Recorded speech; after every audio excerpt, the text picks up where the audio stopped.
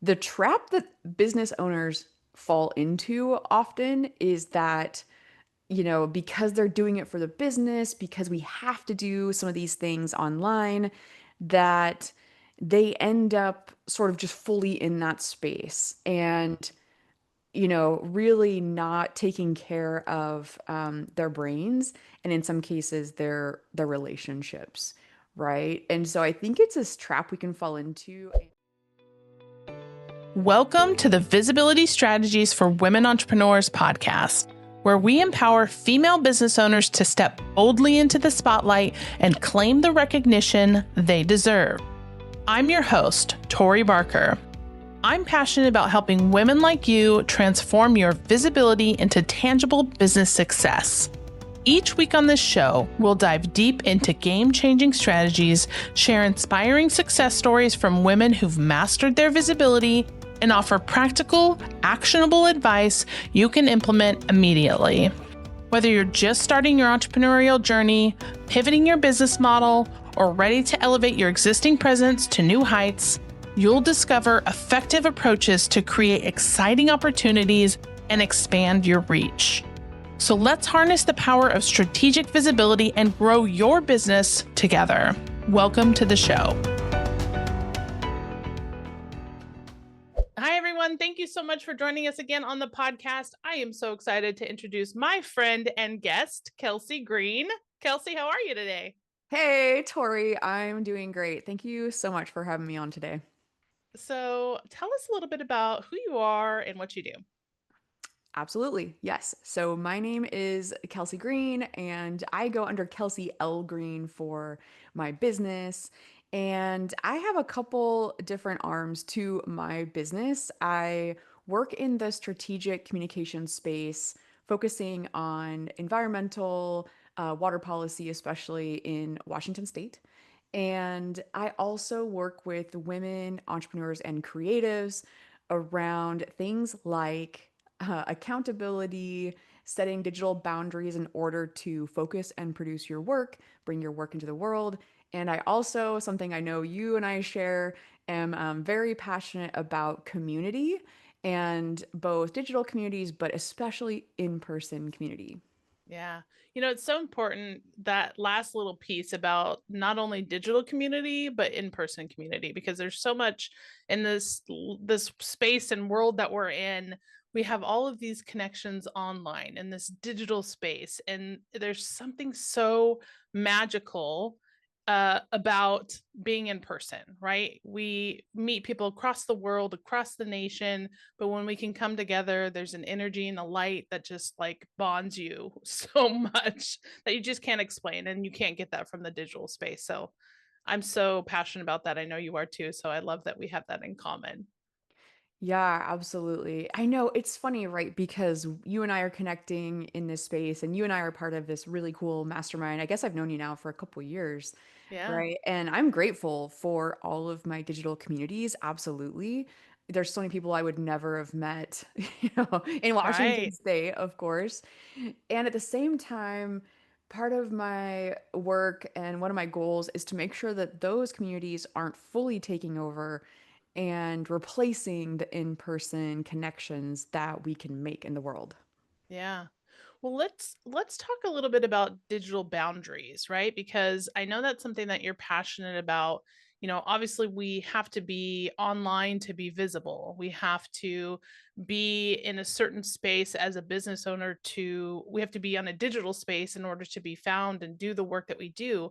But why is digital boundaries so important for entrepreneurs today? Yeah, thanks. Yeah, and I guess I'll just start out by saying you're absolutely right. And yes, I fully recognize as someone with a almost fully, online digital business, fully recognize that these are incredible tools for us in the world, right? And the way that you and I mostly run our businesses.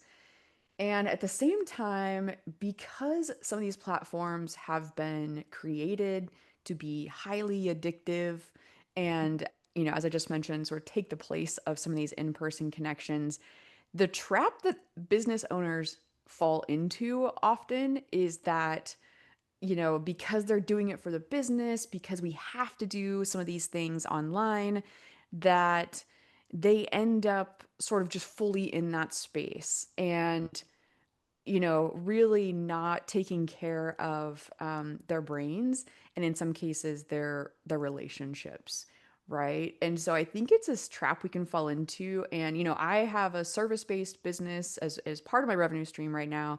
It's really tempting when you have clients to answer every email right when it comes in, to have your notifications on, to answer every single call, every single text, right? It is so tempting, especially when you're first building. And that I would posit is an absolute trap that is going to burn you out in not even the long run, I'd say in the The medium short. term. Yeah. Yeah. Yeah. It's so funny. You mentioned kind of like a list of digital tools or assets that become traps. And I think that's something that maybe people don't recognize, something that can be maybe a boundary they need to set for themselves in that digital space. Because you think about like email, right? That I need that for my business. But that can be one of the biggest traps in and of itself, because our emails are on our phones, and we're done with our workday at whatever time, 5 6, whatever it is, but the emails still come through. And so if you're not careful or diligent about setting boundaries to either not check your email after a certain time, or the first thing that you do when you wake up checking your email on your phone, like there's so many things. Not even, I think a lot of people would associate digital boundaries with social media, because people are like, Hmm. I need to unplug from social media. Like, yeah, that's one thing, but there's other things that come in. I mean, you and we're on so many different platforms together. We've got Yeah. Voxer, we've got, Yeah. communities online, email, social, like all those things that just you and I are connected on. And so it's like, if you think about that, it just compounds over time. So, would you agree that maybe email is one of those sort of traps? Absolutely. Yeah. And I'll tell you why I think it's so important. Yes, to your point, absolutely. Email, streaming, there's so many cool apps that I love. And gosh, can you just end up spending a ton of time in these apps? Not even social media, just like Yeah. nutrition tracking. I have an app for my weightlifting. Yeah. I have the Whoop Strap, all these cool things. The Whoop Strap doesn't have a face, a digital face, so I'm not like doing stuff like this, but there's still a very cool app attached to it, right? And you can spend time in all kinds of places. The issue is that when you are doing this shallow kind of work, your brain is actually working quite hard. And that's what's really starting to kill me a little bit is when I see women that feel burnt out, super frazzled, overwhelmed, have a hard time focusing, Mm, right? Think they might have some kind of attention deficit disorder. The problem is it becomes very challenging to sit and focus and do your work, your mm, deep work I'm talking about, not your yeah. admin work. It becomes very hard to do your deep work when you have allowed your brain to become so, so, so, so distracted all the time. And one of the things that I've been working on is kind of like a social experiment on myself, right? Because I'm talking a lot about digital boundaries and even digital minimalism these days. And so you gotta like try this out on yourself. So I'm working on setting up a boundary that, and this is a journey. I'm not saying that I accomplish this every day, but from 7 p.m. to 7 a.m., no screens, with the Mm, exception of if I want to write or do a deep work project first thing in the morning. I get up about 5 a.m. First thing in the morning, that's fine. I can get on my computer, no phone, computer yeah. only from like 5 to 7 ish and do some deep work. And I am finding that, okay, so many things. A, go to bed way earlier. If you stop watching Netflix at 7 and you put your phone away, let me tell you, there's not a lot to do. And I read books. I love reading books, but it's even so, you go into bed a lot earlier. Wake up earlier, right? And then I am finding I really am able to focus more so on one task in front of me and push through those feelings that you might have of like wanting to check something. Like a key a key hack, I will just say before I forget, is that you want your phone to be out of sight. You want your Mm, phone to be away from you. There's academic studies that show that when your phone is next to you, even face down, or someone else's phone is next to you, your attention is fractured. You are actually dumber in those moments, right? So, so phone interesting. out of sight. So interesting. Yeah, I can recognize the bad habits that I fall into. Definitely in the evening, pick up your phone, nothing to do, you just scroll, like aimlessly scrolling. And so it's such a, I love that you're kind of testing it out on yourself, because that's the best that's the best recipe to figure it out, right? Be your own guinea pig. One Yeah. question I wanted to ask you as you were talking, I was thinking about, what do you say to entrepreneurs and women entrepreneurs specifically, since that's our audience, who feel like they have to be online because that's their business? How do you combat that? Do you just set the boundaries within, like, time frames, like business time versus personal time? Or how do you help them understand the importance of having digital boundaries while still building a business online? Yeah. Right. And this is the question, right? This is the question. So, I would say that this is a little bit of a journey. If you are just starting out, I understand the compulsion to feel like you need to be hyper responsive, answer everything right away, especially if you have clients who you are actively serving, Mhm. and there is a time and place for that. If there's an event, if there's an emergency, we had some wildfires here in Washington State and one of my clients needed urgent communications. That's different. I'm not talking about that, right? Yeah, yeah, But there are very few, maybe I wouldn't say very few, maybe there, depending on your industry, there are few instances where your immediate response is actually critical, right? yeah. And you're kind of playing the long game here. So you can do it and you can be super responsive and um that can be beneficial in the short term. But if you're looking at the long game here, you're gonna burn out. You're going to put yourself into a trap where that is the expectation that you are setting. Then if you go out into the woods for a couple days or you go on holiday with your family and you're actually off your phone, then it's going to look like you are messing up, like that you're Yeah. non-responsive, right? Yep.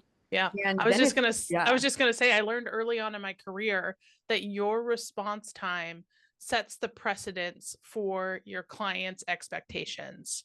And if you're responding to your clients within seconds or minutes or whatever it might be, if you're texting them after work hours, you're giving them the okay to step into that space and time. So you need to set your own, not even just digital boundaries, just personal boundaries when it comes right. to that, because it's so important to let people understand that you have a life outside of your business. And so, yeah, I learned that early on in my career. Yeah. And there's a term that I learned from someone in our community that and she introduced this term to me. She introduced me to the term digital minimalism, which just blew my mind. And as an online entrepreneur, right? And then she also mentioned the term strategic negligence.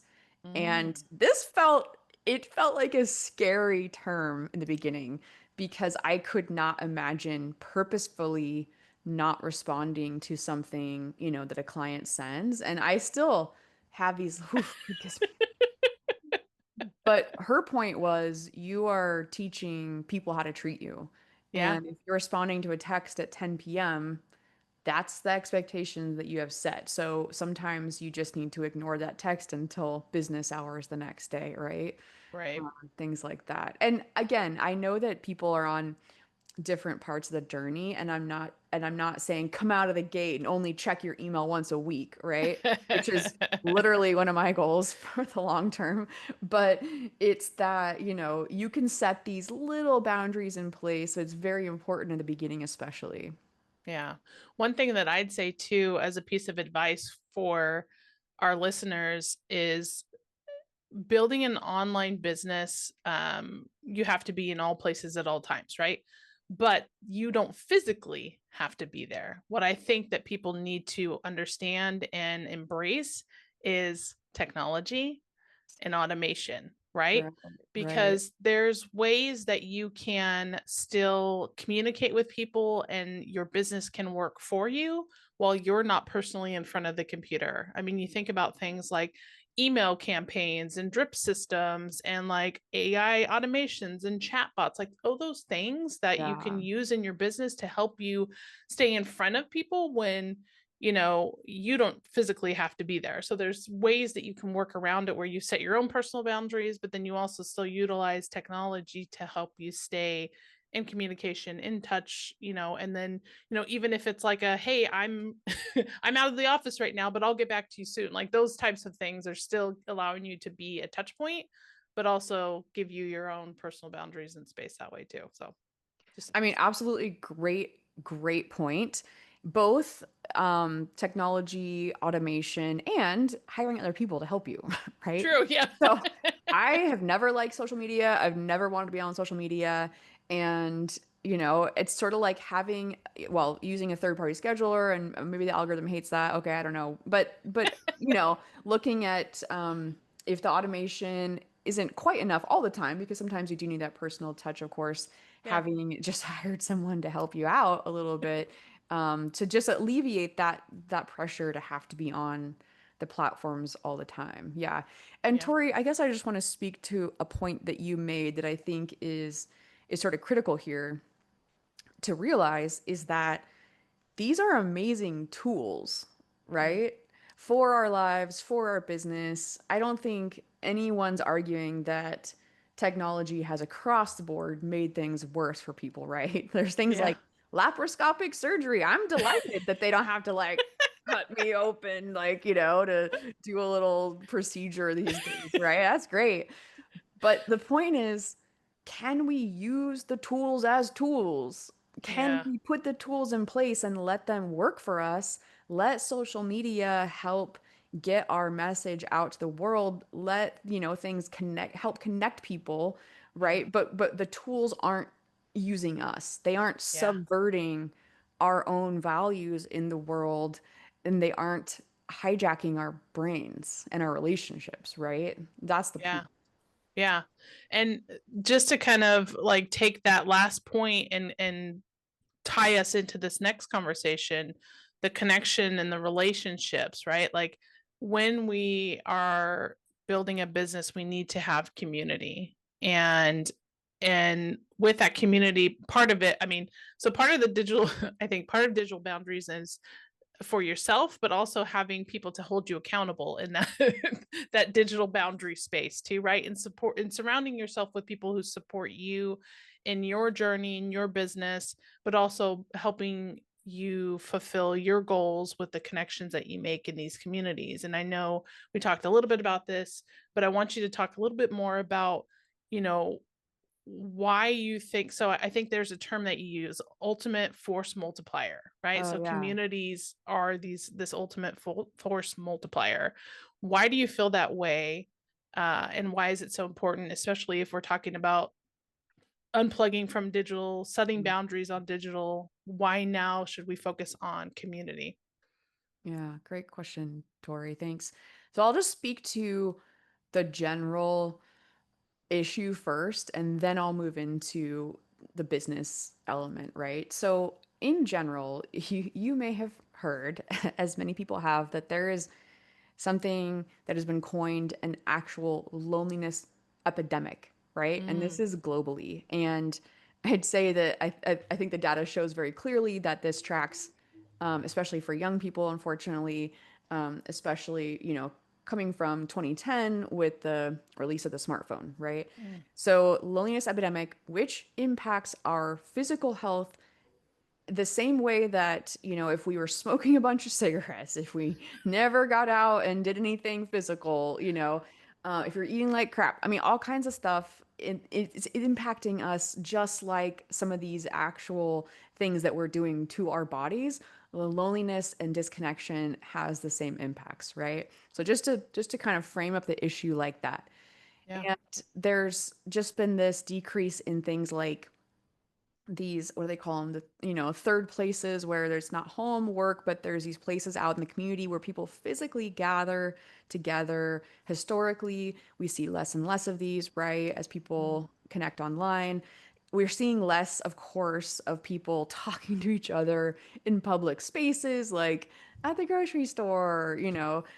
um, They're and head down looking at their phone, right? yeah, and I think one of the saddest things is I think we know our neighbors a lot less. Mm. And I think that there's these little relationships like just your neighbor down the street, that you maybe don't have a lot in common with, but you see each other all the time, Yeah. and to chat with them and just feel a sense of literal physical community in the space that you live, I think is so important. And we're seeing that decrease, right? Yeah. So, so in-person community, doesn't necessarily mean you hanging out with 10 of your favorite pals many times a week, besties forever. I'm talking about just these little small interactions that you would Mm. have throughout the day with physical people that we have less of. Okay. So there's that. In terms of community, you and I talked about how cool and important digital communities are and how impactful they can be. And I think one of the things that I'm striving for is in the digital space, can we do more to connect with each other on a deeper level, both because we're people that need to connect, but also to do things like being more accountable to our dreams, to our goals, Yeah. right? So to go back to your initial thought about the force multiplier and what that means, I have Yeah. this mastermind called Summit in Six, and it's where a cohort, it's the same women that move together through 6 months and to accomplish one huge summit goal, I call it. A lot of these women are finishing their books. This is a huge Love that. onerous task. And to do it together in community is, just the accountability to both the Mm. the mastermind leader, which is myself, but then also to the other women. I mean, it can be really magical, right? Yeah. Yeah. Yeah, there's something about the connections you make with those people, and I think that's one of the most the things that I love most about community is that like um, you meet these people online and you stay connected with them and you build this ongoing relationship that you are now invested in their life and their business and likewise them for you as well.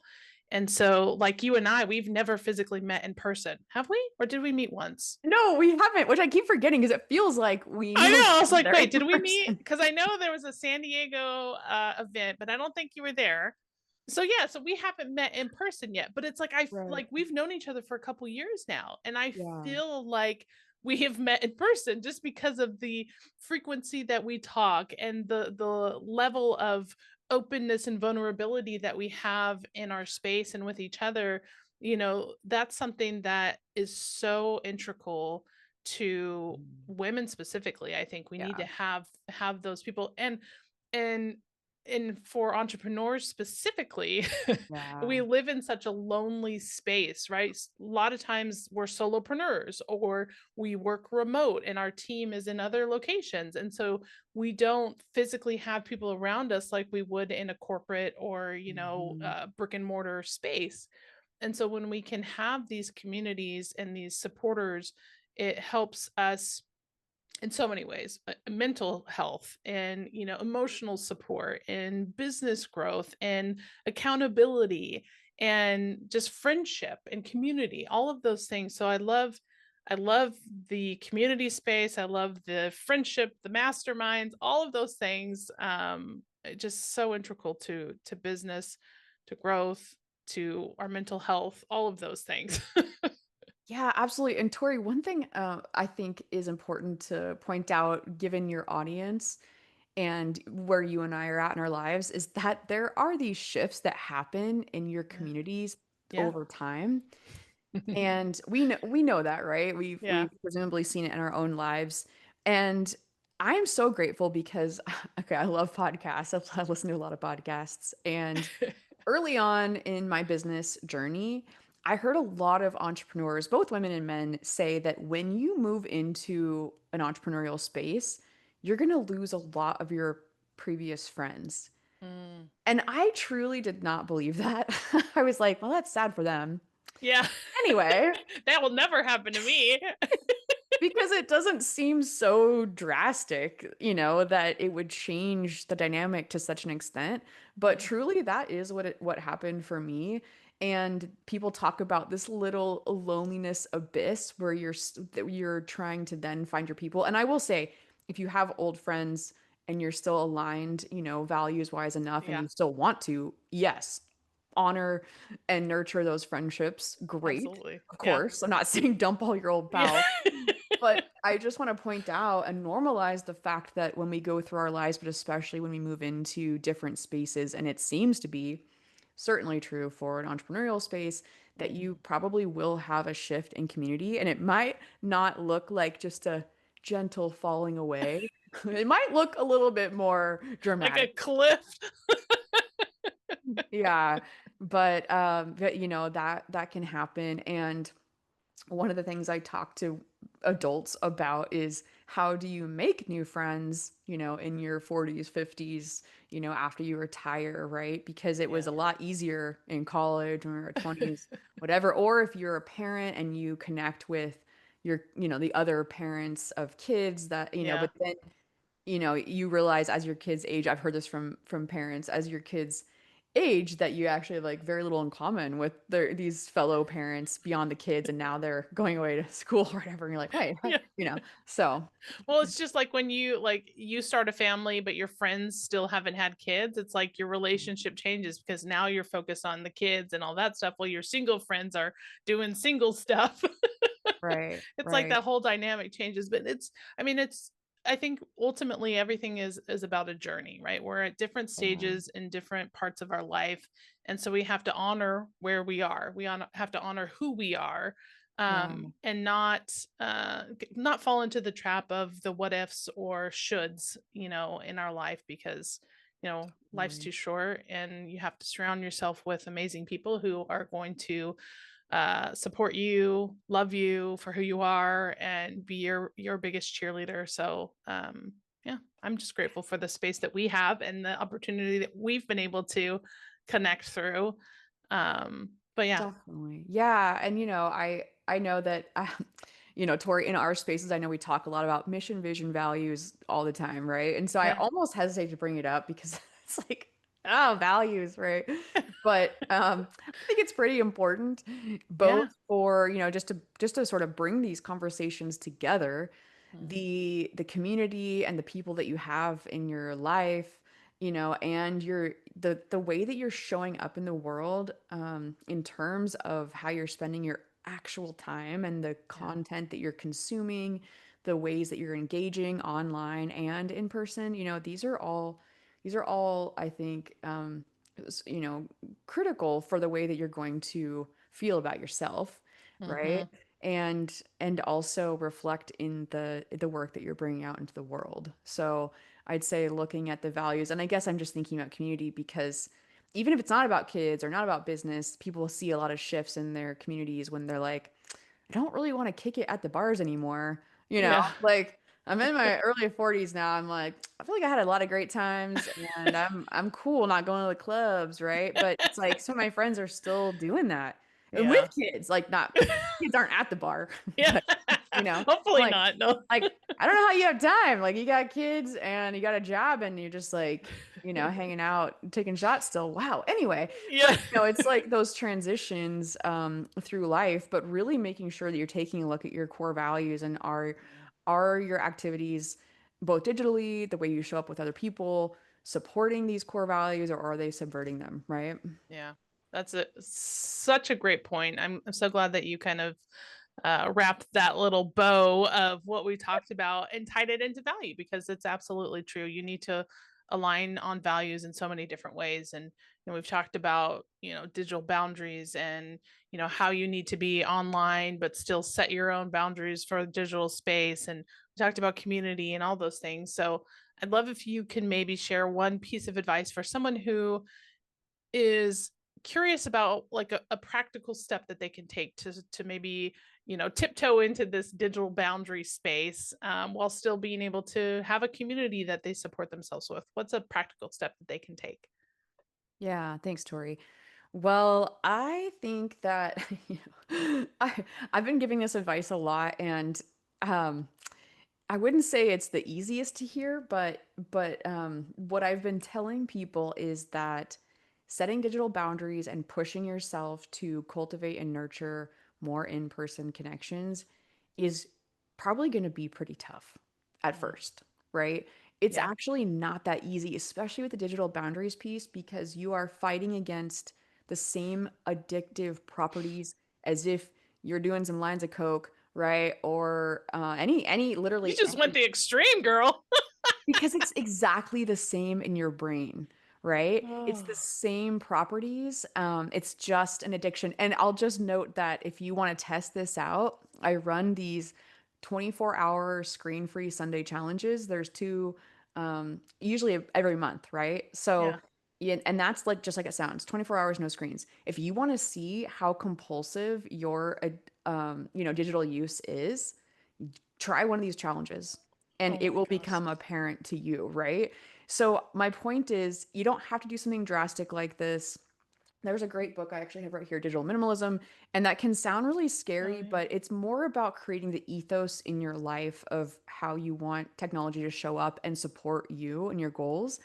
But the point is, the advice I would give is this is probably going to be a little challenging and it may be inconvenient at Mm, times, but it is critical. It's mm, critical to create the space in your brain to bring your work into the world, to actually be able to focus, bring the work out into the world. And it's critical for your in-person relationships. And I'm not a parent, so I don't want to speak to parenting or giving advice for parents, but I have a lot of people come to me asking me about how to help manage their kids' digital consumption. And, yeah. I would say the book, The Anxious Generation, if you haven't read it as a parent, critical reading for parents, terrifying, Mm, but critical. But it's sort of like the parents that are asking me this don't seem to have a grip on their digital use, right? yeah. Yeah. And kids are going to do, they have a lot of other influences in their parents, of course, but getting a handle on your own use, first before, to set that example. And it's going to be Exactly. hard. It's going to be hard Yeah. as an entrepreneur. It's hard as just a regular person, because these platforms are so prevalent in our life. But Mhm. just taking baby steps towards it, knowing that it's going to be challenging, but knowing that it's important. And this is for the long term. This is Yeah. something that's important for the rest of your life as technology only becomes more and more prevalent in our lives. Yes. Well, Kelsey, thank you so much for sharing your insight and your expertise and your knowledge on all of these topics, because I think, these are things that we don't necessarily talk about or we hear very often. And I think more and more, like you said, it's conversations like this that we need to have so that people can, be introspective, right? Like maybe I didn't know I was, digitally connected so much, but like having conversations like this, you think about, okay, well, maybe I should kind of take note of how often I'm online or how often I pick up my phone or this or that or whatever it might be. So thank you for taking the time to give us that insight and that perspective. And how can people get in touch with you if they want to learn more, if they want to try that Sunday challenge? How can they connect? Absolutely. So you can find me at kelseylgreen.com, L like lemur.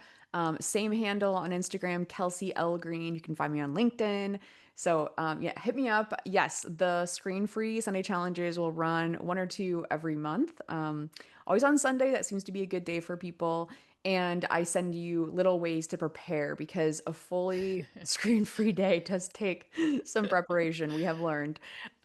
So yeah, and I run these masterminds that start at the beginning of every quarter. And as I mentioned, I have the course on how to build your circle. That's mostly focused on adults wanting to cultivate that in-person network and community. Love it. Well, thank you again, Kelsey. As a friend, I have loved this conversation. I'm so glad that we've had the opportunity to put this out into the world for other people to hear, and just been grateful to have you as a guest. Yeah, same. Thank you so much, Tori. I'll see you in our mastermind. Yeah, definitely.